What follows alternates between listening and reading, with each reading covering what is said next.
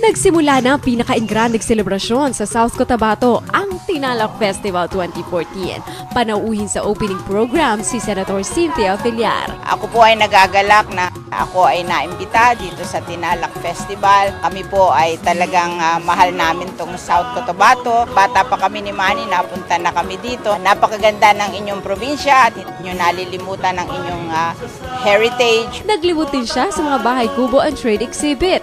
Bilang chairperson ng Senate Committee on Agriculture and Food, humanga ang senador sa makulay na kultura ng lalawigan at sa masaganang likas na yaman at mga produkto na gawa ng mga South Cotabateño. Huwag nating mamaliitin ang isang probinsya ay agricultural. Pag naayos natin ating agriculture at iyon ay ating maging productive, talaga magbibigay ng kasaganaan sa ating mga mamamayan.